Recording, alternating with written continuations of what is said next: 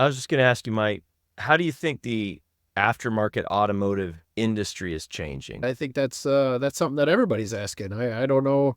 I don't have the answer for that. I mean, obviously we're going away from gas engines, but I don't know if that really affects me that much. It's like, do you still want PPF? Welcome to the Ride and Style Podcast, your turbocharged pit stop for automotive restyling. Buckle up with Jesse and Josh. Welcome to another episode of the Ride and Style Podcast. This is episode 22. We have an awesome guest today, Mike Gherardi of Auto Image. Mike, thank you so much for being here today. Hello, everybody. How are you guys doing? I'm doing fantastic, Jesse. There's not many people I like from Michigan, but I like me some Mike Gherardi and Craig Marsh. They are my guys. And Mike, did I mispronounce it? How do you pronounce your last name? No, you got her. You dialed it right in, and that's not many people do. So Gherardi is right on the money. Right on. Okay. That sounds. Yeah. It sounds Italian, maybe. What is that? It is. It's Italian. Yeah, okay. Italiano. Yeah. Yeah. The It pizzeria. sounds like great chocolate. Gherardi. Like Mike needs to bring Gherardi chocolate to the next meeting is what I'm thinking. Yeah. Well, maybe we should look at doing something like that. I got an in. All right. Yeah. Gosh. So how do you guys know each other? Let's start there, Josh. You know I love that question. Mike, why don't you you tell your first recollection when we met, and then I'll tell mine. Where? Restylers United. Josh and I are both members of Restylers United. We network with other restylers around the country, and Craig and I were invited to join one of your meetings. Gosh, it's been a few years ago now. Was it the one in SEMA? When we met Yeah, at SEMA? yeah. Was that your first one? Yeah, it was out in Vegas, and that's where I met Josh for the very first time. And was it a full meeting? Did we have a full meeting? Like, did we do best ideas and everything? Yeah. Oh. If I remember correctly, it goes Yeah. back a ways now. I'm Yeah. getting old. My memory Yeah. isn't what it used to be, but Yeah, we you know had what? I think we only did one meeting at SEMA, so yeah. Yeah, I think it was a full meeting. That was the one you guys were still doing. I don't know if we're supposed Was to share Lead 'em? this, but yes, exactly right. Yeah, So- lead them, and that's exactly right. So they were still there leading it. But Yes, at that time, we weren't sharing financials. you were. In fact, that was one of the weird things we thought was that they sent us your financials, even though we were Oh, just yeah. member candidates. So it was That's like, right. that's Okay, so that's a little here's weird. a It's funny like, boy, story, Jesse. Yeah. All right, so in this world of cars, dealers, and stuff like that, there's something called 20 groups, right? And so all it is just, and I'm sure there's other markets too, but 15 to 20 different non-competing shops or businesses or car dealers or whatever will get together, they'll share best ideas, they'll talk about problems, issues, whatever like that. So anyway, we hired this 20 group moderator. And what they said they could bring to the table is they would moderate the meetings, they would bring everything, they would just run the meetings, and then we'd also put our financials into their database, and then they would spit out reports to us, so that, because that's what we were trying to do. We were trying to all find out, hey, where are we, who's good, who's not good, where can we help each other, and the only way to do that is all of us pull down our pants and here's our financials. So, but we didn't do that unless you were actually voted in as a member. Well, this group shares myself and Josh Elliott's, I think, right? Yeah. They sent Joey's, our yeah. financials to Mike and Craig. They were just And of course, guests. Mike and Craig, without even asking, and of course they didn't ask for it because they never shared their financials. So I remember the awkward conversation of me calling Mike, not even really knowing him. Hey, would you be able to throw that away and kind of keep whatever you saw under your hat? And to this day, I have to buy him beer everywhere we go. And Mike's Yeah. like, are you trying to sell your company to me? That's a little forward. You just send all your accounting to us. Right. Like, I didn't Right. say I was wanting to buy. Yeah. Crazy. So, Mike, Yeah. why didn't we close on that deal? Why didn't you buy me out? You just looked at the financials and you're like, yeah, there's no way I'm buying this. Yeah, I'm happy to get the beer, That's awesome. Exactly. but I still have those numbers. So Oh, I yeah, wanna I'm keep sure it you do. Keep it coming. Keep it coming. So yeah, that's what. So then Mike, so we stopped sharing financials because what we realized is we were all doing about the same. We realized we know what a good restyler should be making. Blah blah blah. Anyway, it was a lot of work and time, and it was a headache. And then we fired those guys because they were horrible and it was costing way too much money. But then Mike and Craig came into the group anyway, and man, that was like what 2000. It's like 10, 2000. Was it? I want to say, yeah, it could have been 11? 08, 09, 10. Yeah, somewhere right in there. I don't know. It was probably 10. I think it was probably 10. I think it was after the big crash. Okay. Yeah. Wow. Yeah. Yeah. So, Mike, why don't you start by telling us, how did you get into the automotive industry to begin with? What was the driving force behind that decision? How'd you get into all this stuff? Well, it goes back a ways. So Craig and I have been friends for, I don't know, going on 40 years now. And Craig was working with another guy selling stainless rocker panels, working with the car dealers and that kind of stuff. This was And 1962, right? yeah, this was 90. Well, he started in late 80s, 88, 89, I think, something like that. Okay. And he branched off. I joined him and started working with him in 1993. Okay. And we became partners that year, and have just kept growing. I mean, we started out just working out of our own cars, out of our own houses, calling on dealers. We did everything from sales, installation, statements, you name it, front to back, and just grew it from there. I think we bought our first shop in 2000, moved into this shop in 2005, bought our other shop in Mishawaka in 2016, I want to say.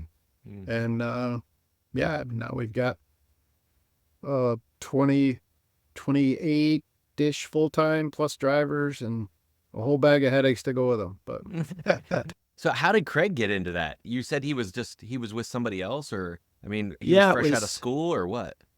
It was his wife's grandpa, worked in the car business. He was a top salesperson at a local Ford store, and he's the one that got hooked in with selling some of this stuff to the dealers. It worked out great. Yeah. So he was working for his, like I say, it was his wife's grandpa at the time. Okay.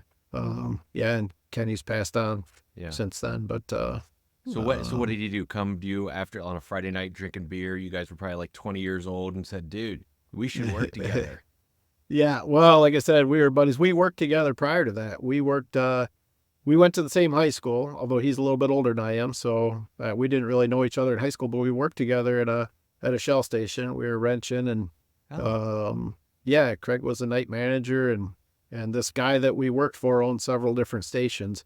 So I worked at all three different stores for him, in various capacities, from, manager to oil changer to swapping tires, pumping gas. I started when I was 16 there pumping gas, and so back when they still had full service gas.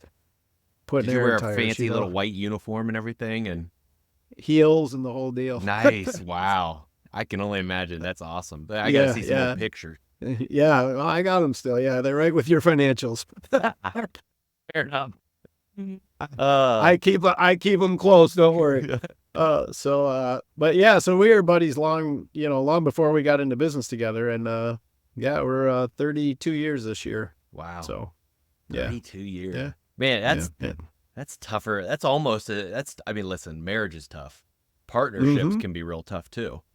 It can be, yeah. What's the secret? Like, if you have somebody with a partner, what advice would you give them, or your sons? I know your sons, are at that age where they might be needing some business advice. What advice would you give to someone who wants to be a partner with somebody? I would tell them not to, and I have. Partnerships are extraordinarily difficult, and it's very rare to find one that works. So for a lot of people that are going to get into, and I'm not talking like, if you're a big private equity group and you have partners, that's a little bit different. But if you're going to have a small business where you're working side by side with somebody all day, every day, I would not recommend it. I think Craig and I are the exception, not the rule, and it's very, very difficult. I can't give you an answer because everybody asks me the same thing. It's like, well, how do you guys make it work? And it's like, I don't know. It's it's a tough thing. I mean, we love each other and we give each other a lot of space, and that's And you what trust you got to each do other. fully. Yeah. Yeah. Super, super important. Yeah, that's imperative from the get-go. Um, we we definitely trust each other. And the thing is, it gives us a lot of leeway too, because in a lot of small businesses, like Josh, for yourself, if you go on vacation, hopefully you have good people there in place. Yeah. Craig and I have never had that. If I'm gone for a week, he can make any decision that I can make, or vice versa. So there's any problem that comes up, anything that has to be dealt with, he has the same interest in mind that I do, and we oftentimes think very much alike. So it works out great that way. But partnerships are tough. I don't recommend it, and I've seen many, many of them fail. Yeah. So Mike, looking back now, since you've had this long journey, not just with your partner, but the business in general, what would you tell your younger self just starting out in the industry? I wish I knew then what I know now. I mean, everybody says that, but boy, if I could explain to myself back then what I was missing in the 90s, right? Which is what? What would you tell them? Yeah. Oh, the profits in the 90s were great. Residuals on leasing and everything. Oh, We're in yeah. a lease heavy market. So Save as much money as you can now, right? Yeah. Save it, invest, buy property, it just, it's kind of cliche. Everybody says the same thing, but yeah, it's if I knew then what I know now. Yeah. But at the same point, it's been great. I mean, it's been a fun business. It's been good to me, and I have no complaints. I'm happy to be here and still going strong. 30 years in, I'm 55 years old, and I don't know what else I would do with myself every day. Yeah. Yeah, I tell you, that's Jesse. That's a kudos to these guys, because there's a lot of restylers out there that the 90s were amazing. Mm-hmm. Now, everything cost a lot less, and we sold things for a lot less. I mean, Mike, we had Henry Pauke on here, and he was telling me about how he was doing SimCons, basically. He was doing vinyl on top of roofs he would do them for what, $50, Jesse? Or yeah, ridiculous. $50, yeah, it's like nothing. So I mean, like, he's not doing 15 million in sales, right? That would just be impossible. Right. But in the 70s, that's how it was, and then in the 80s it was good, and the 90s were probably, I mean, there's always good years, but the 90s you were putting in what, a lot of pop-up centers or top sliders? Back then we were still doing a lot of mobile stuff. Okay. Yeah, we were doing like, fender trim, rocker panels, spoilers were huge. We did a million spoilers, Mustangs, 1994, 1995, 96 Mustangs. Dude, I'm in Oldsmobile country. The Alero, the Intrigue, the Grand Am, we used to do Achieva. tons and tons of. Yeah. 20 years ago. I think it was 20 years ago last week that the Oldsmobile had their last Alero come off the line. Yeah, and that was probably in Lansing, because they had a big assembly plant in Lansing, and two biggest Oldsmobile dealers in the world were in Lansing. Wow. So we did a ton of them. We just lined them up, as many as I could do in a day. Tell us how your business is a little bit different than like other restylers, like whether in our group or stuff like that, when it comes to how you guys do with the sales rep mobile stuff. I think that's awesome. So, yeah, a lot of restylers will focus on just new cars or some of the bigger jobs. Our sales reps, when I go out and call on a store, I'm going into new cars, used cars, and I'll walk the used car lot. We do everything from wheel covers. We do some recon type stuff, so bed liners, interior repairs, headliners. But we go car to car. I mean, it takes a fair amount of time to call on all the stores, and we do a fair amount of business in used cars. It's good and bad. There's a lot of business in used cars that a lot of restylers walk past. Some days I can see why, because it's a lot of work. I mean, you got to sell every job. They're not calling you to put wheel covers on typically. I mean, they do, but not in volume. It takes a little bit of work to make the used car side of things go.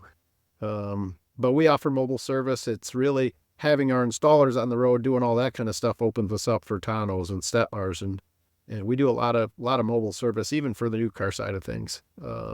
But it's been, it helps us out. I mean, we're not in a huge market. So, between Kalamazoo and Grand Rapids, our our little town of Plainwell here, I mean, we've got 3 dealers and they're not big. So what's the percentage of time that you're spending in a used car versus regular, dealerships? Like how do you balance that? You're doing both. So Yeah. I mean, and it varies day to day, week to week, just like anything else, but you're at least as much or more in the used car side of things.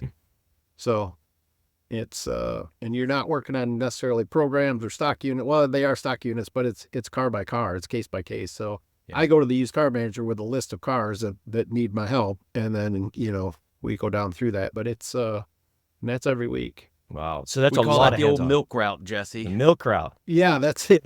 Yeah.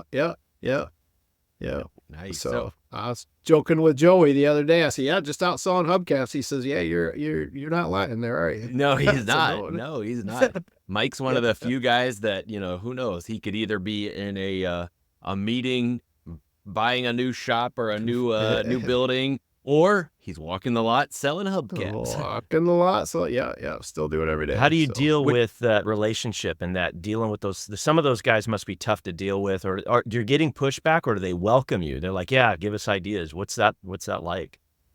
Oh, if you're not there in a week, it's like, where you been? Yeah, I'm after 30 years, I get to know most of the guys that I'm working with, and most of them are pretty good, and they welcome me in, and they want to know, what their recon department missed. So, yeah, if I'm not there every week, they want to know where I'm at. Like, so it's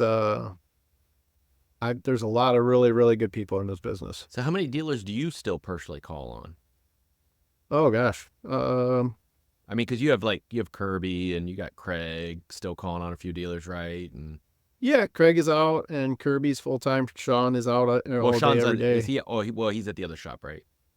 Yeah, he primarily calls on Northern Indiana, although Craig's down there now some too. So, Okay. yeah, some of the shops overlap. Our other shop is about an hour and a half from us. So anything in between here in Mishawaka can kind of go either way, depending on who's busy and who's not. So, and then all of our mobile installs are based out of Plainwell. So even the guys down in Indiana will start here every day. So, but yeah, personally, I probably call on, 40 or 50 stores. Wow. I would say. Wow. Yeah. Every- It's a busy. 40 or 50 a week? Mhm. Wow. Yeah. That's solid. Yeah. He's not having to stick with us to do a stupid podcast. The guy needs to go out there and sell. He could already see him too. Yeah. Well, I was out this morning.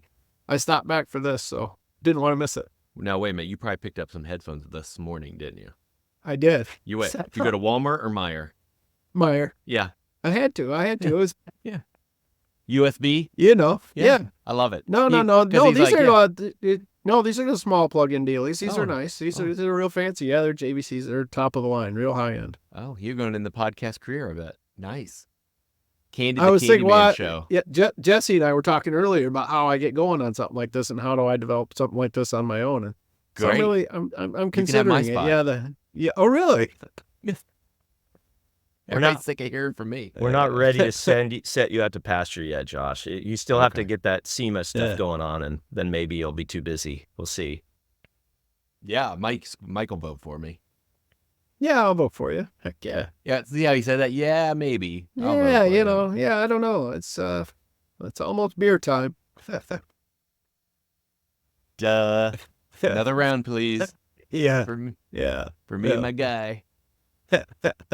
So How do you balance work life? I know you got 3 sons, right? Yeah. Yep, Yeah. 3 sons, and I mean, listen, some of them are a little older, but they're still in the house. Or 2 of them are, and Well, I've got my oldest just graduated from college a week ago. My middle Wow. son should graduate next year. And then my third one he's working for me. He's working here at shop, and it's awesome. he's still at home. So we'll see how that does. But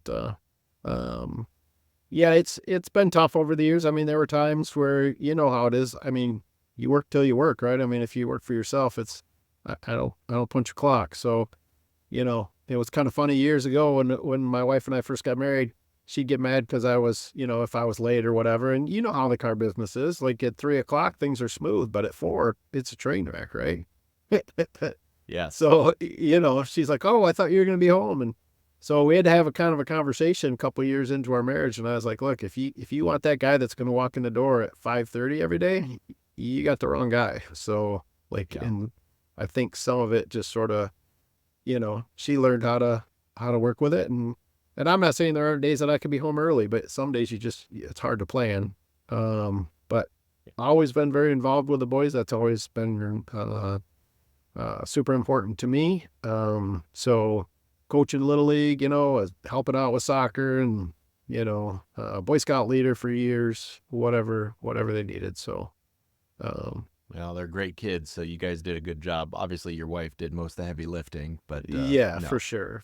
She gets all the credit. No, I give it to her. She worked hard with the boys. Yeah. Mike, Yeah, what's one yeah. of the toughest challenges that you faced in the industry? How'd you overcome it? As far as Just I overall guess throughout the years, big picture, you've already talked about having to be having the partnership and getting through that. You talked about the difficulties of the schedule, but and then also as things have changed, the economy, right? The 90s were a little bit easier, and then so we've gone through all these different decades of challenge. When you think about that, when you look back, what are some of the big challenges that you faced? So I really think, I mean, there's been a lot of changes in the industry. The things that we did initially, like, we were talking about the things we did back in the 90s, with stainless steel trim and spoilers and that kind of thing. Those are SimCons. When was the last time you did a SimCon, Josh? I mean, It's been a long time. those are gone. And a lot of the stainless stuff is, every now and again, you'll get somebody that has to have stainless, but it's few and far between. And spoilers are, Gone. yeah, they're, couple of months maybe. I Yeah. mean, so we've had to adapt and change and grow with the business. And now, PPF is coming on and spraying bed liners and some of the different, truck stuff that's, been more popular recently. So you have to move, you have to be be able to adapt to a new climate, I guess. But I think for me, and that's been fun. I mean, that's always good. It's always, kind of cool to go and explore and find a new thing and, learn new stuff and get into new projects. But for me, the toughest thing has always been is people, is employees. Employees are hard. Trying to make everybody happy and trying to maintain, qualified technicians in all different areas and everything. I mean, our shop now has multiple departments with, lift wheel tire and leather and sunroof and 12 volt and film and spray and bed liner. It's hard to keep all those people happy. And,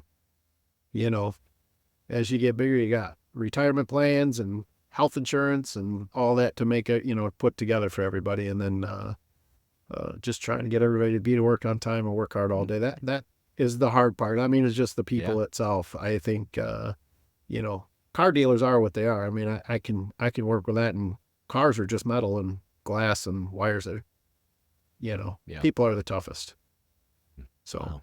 Are you finding, do you guys hire younger people? Are you having difficulty with that? I hear a common theme. It's hard to find good people.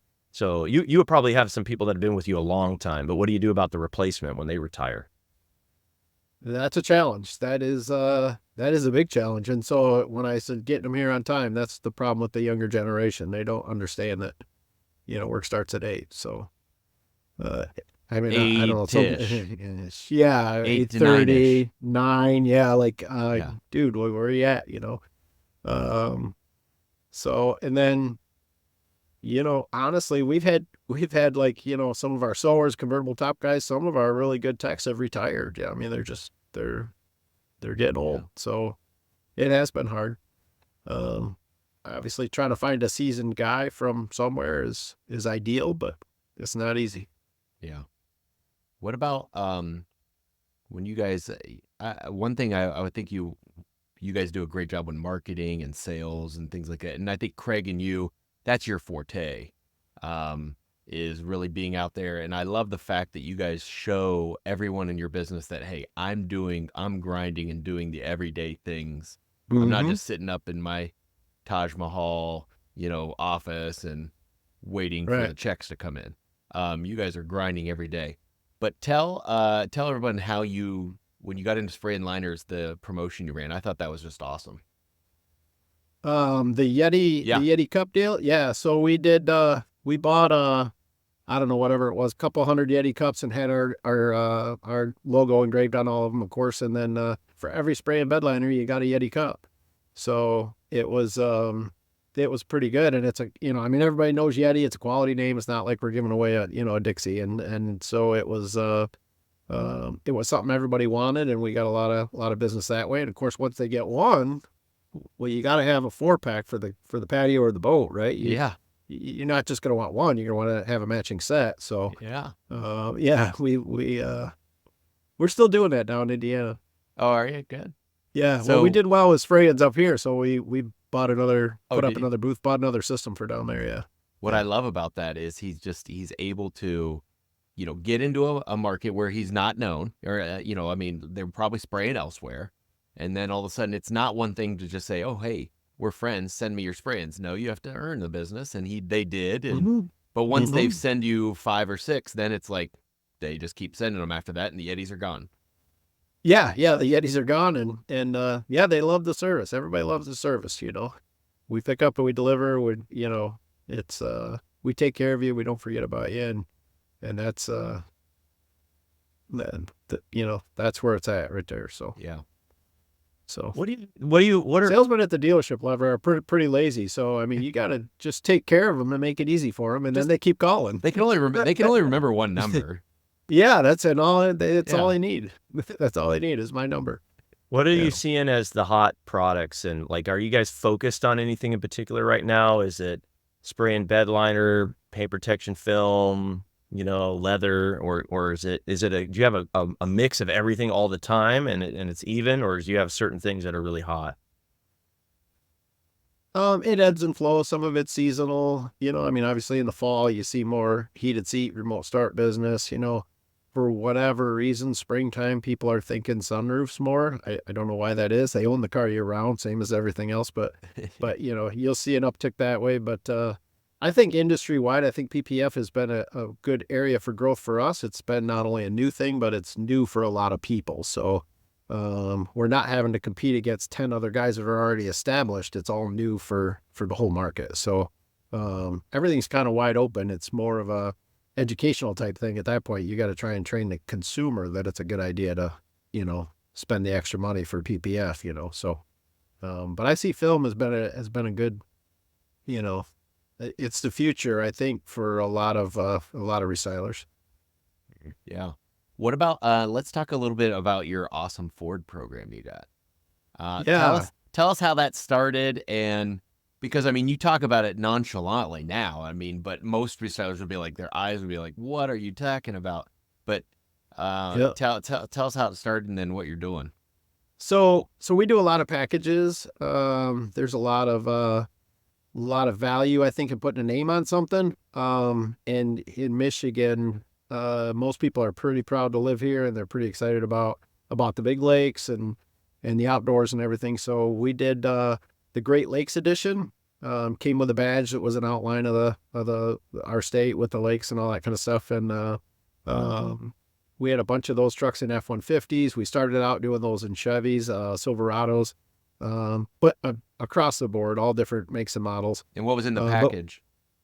Just leather, Oh. and it had an exterior badge, had a embroidered logo on the seat back, said Okay. Great Lakes Edition. Yeah. Little chrome badge that went on the fender or wherever, that kind of complemented the exterior of the vehicle, so it all tied together.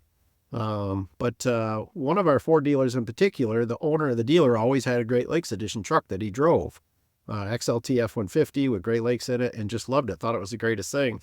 And so with his help, we went, and he says, he was a thinker, and he said, well, he could go to Ford and he could get an extra allocation of trucks of F-150s for his region, for his ad fund group. And then he could justify this extra allocation if we added leather to it all. So that's how it kind of all started. He did a lot of the legwork. He pushed hard on the whole thing. And so we wound up with another 750 trucks then that needed to have leather for 78 dealers in the lower peninsula of Michigan. So, Wow. I mean, and that was within what time frame? It's about 4 months. You Yeah. got to do them all 4 or 5 months. So Yeah. we couldn't handle it all. So there's another restyler on the other side of Michigan in the Saginaw area that does about 45% of those. I think this year. No, he's the one that needs to be buying you beer, not me. Gee.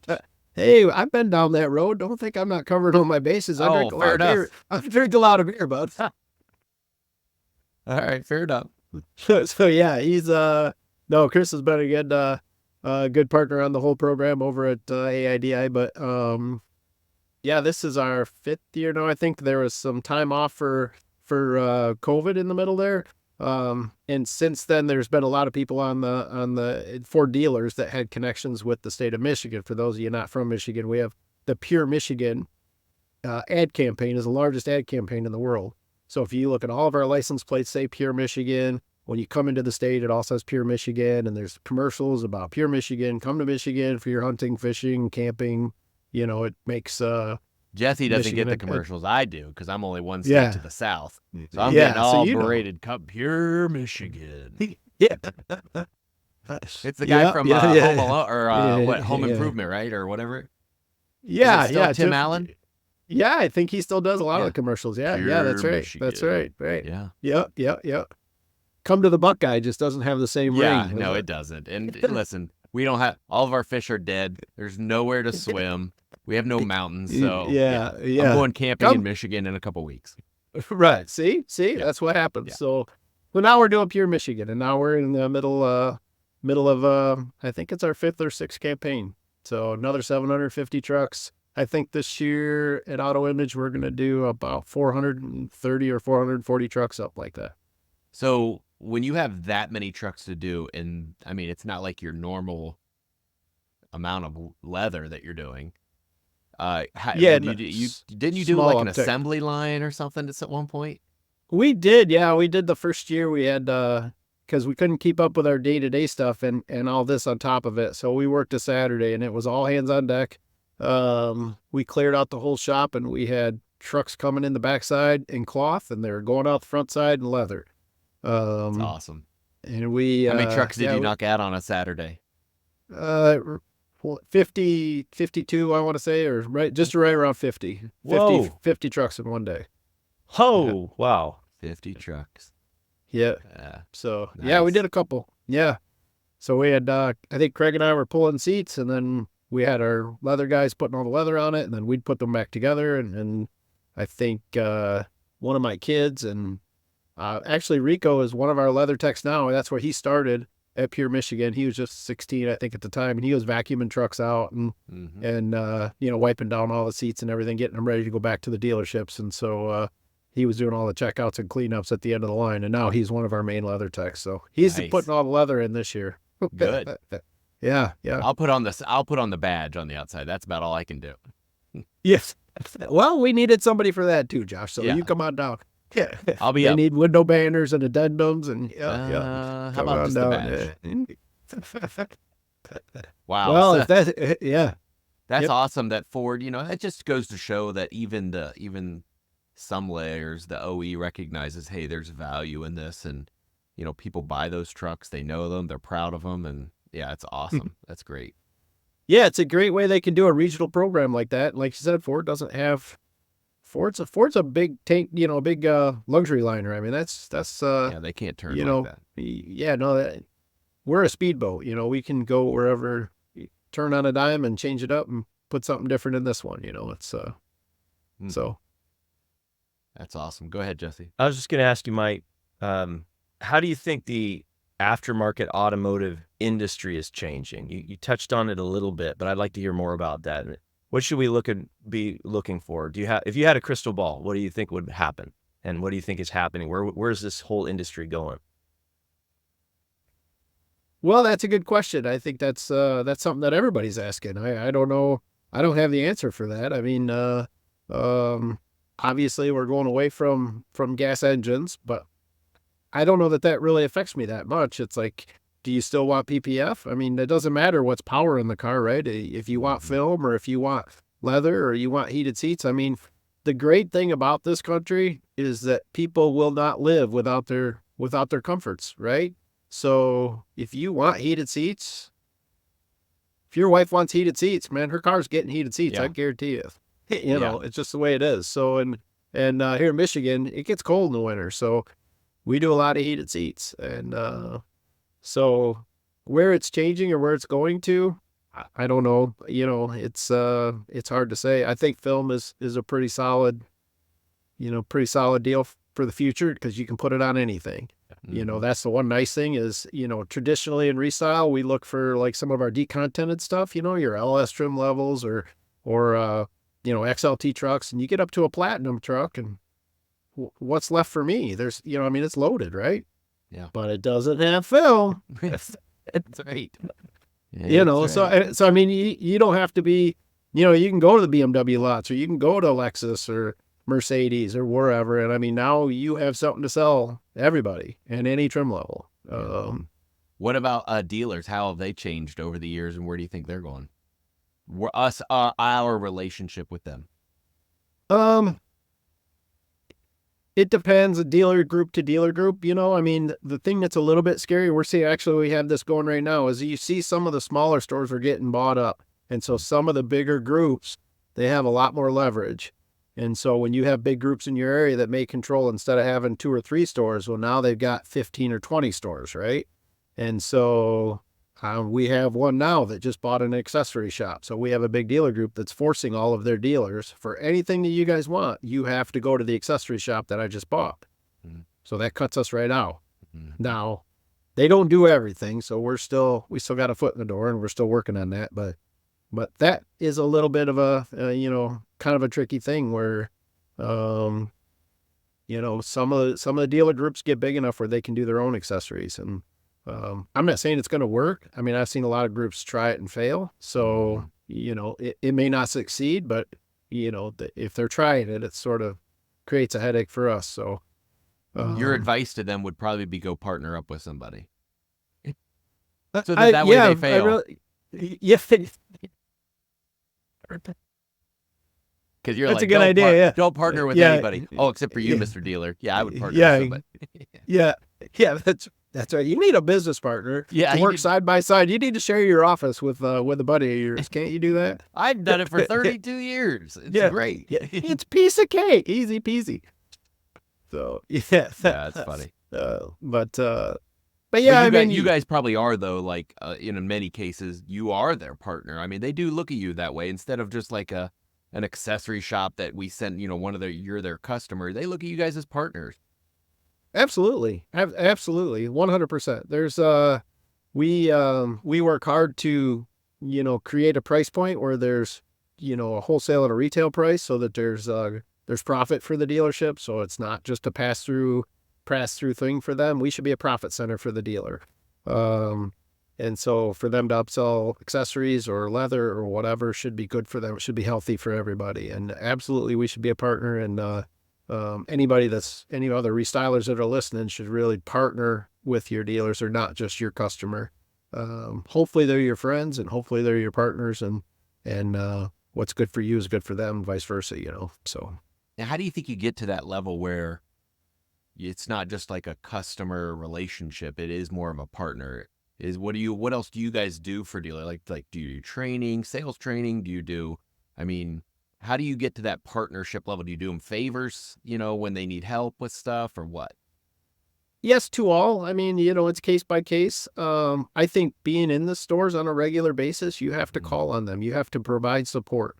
And I think that's really key. If you're gonna go introduce yourself to everybody and then wait for the phone to ring, you're never gonna build that rapport. You're never gonna build a relationship with them unless you see them and talk to them and get to know them. You know, it's up to you to figure out what they, you know, learn about them, you know, learn what they like and what they don't like. I mean, we're all in the same business. We all have a lot of the similar interests, you know, if you really get down to it. And, you know, everybody's got somebody else at home and kids to feed, and we're all in the same boat. It's just, but I think getting out there and seeing them, you know, if you want to go buy your guy a beer after work, it doesn't hurt, but I don't even know that that's 100% necessary. I mean, I think a lot of it is just, you know, quality support from a business perspective, and getting to know them and being in their store, you know, if you want to make a general manager happy, support their sales staff.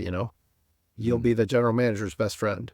If you're making it easy for them. I think that's great advice, Jesse, just because sometimes people think, I think they think that I got to buy them something, or I got to take them out to dinner, or I got to do this, or I got to do that. Just take care of them, help them, especially like he said, the general manager. So if you're taking care of the general manager, is responsible for the whole dealership. So if you're helping the sales managers and you're helping the sales staff and you're doing all these things, it makes his life easier. So he's more indebted to you about that than anything else. Yeah, that's right. And he's happy to see you when you come in. Mike, what are you most looking forward to right now? Like, what are you guys doing that's kind of exciting, or what direction do you see your business going in the near future? Well, right now today we're knee deep in Pure, Michigan. That's consuming a lot of our energies right now. I mean, I've got a lot of trucks to move, and we're early on. It just launched the beginning of this month.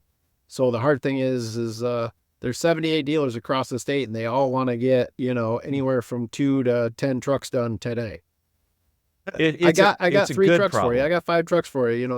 Yeah, it is. It's a really good problem, but it puts a lot of stress on everybody a little bit, especially right in the beginning, but other than that, the things we talked about, I mean, trying to grow our film department and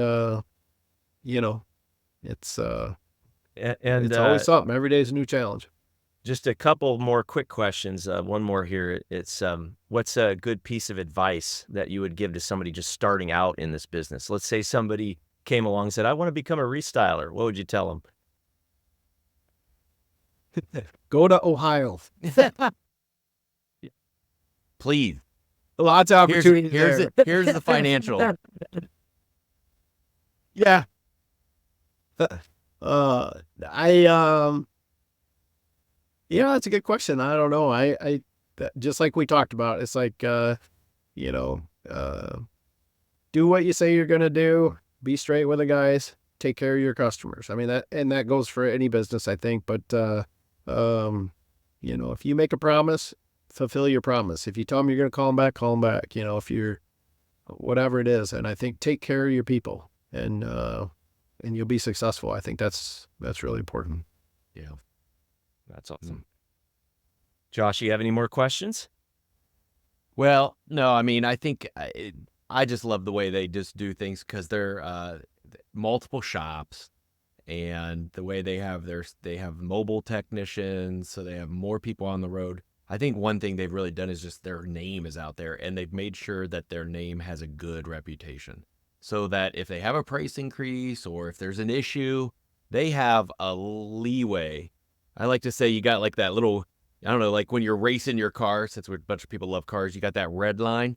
You've got a lot of leeway to make issues, mistakes, and not lose a customer for good because of what you've done. Whereas some shops, they're running red all the time. If they make one more mistake, it's over. So that's a testament to you guys as your leadership and just the way you do business. So that's why I love hanging out with you guys and learning from you guys.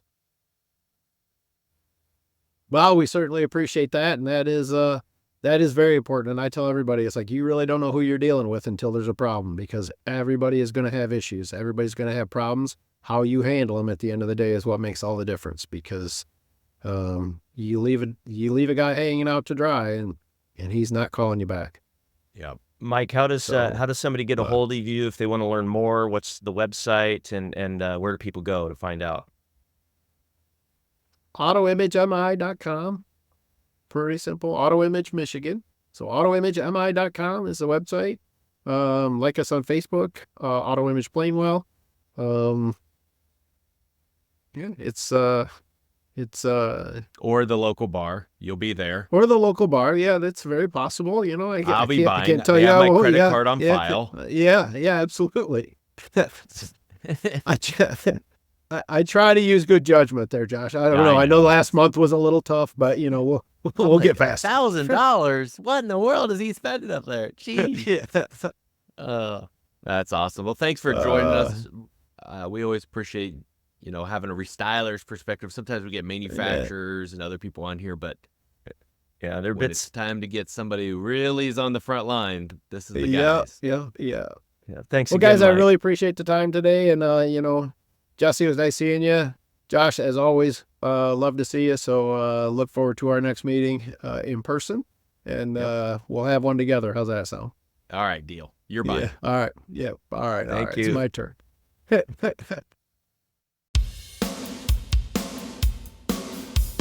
And there you have it, another high-octane episode of the Ride and Style podcast. Revved up and ready to go. Your hosts, Jesse Stoddard and Josh Polson, shifted your automotive game into overdrive. If you're hungry for more insights, trends, and game-changing interviews from the automotive restyling universe, don't forget to hit subscribe and leave a glowing review. We'd also love for you to share this podcast with your gearheads, installers, and auto lovers network. Because remember, knowledge is power, but shared knowledge turbocharges the whole industry. For more expert resources to supercharge your business, cruise on over to autostylemarketing.com, your one-stop shop for everything automotive marketing. Until next time, keep those wheels spinning and your passion ignited. Thank you for riding in style with us. See you on the next lap.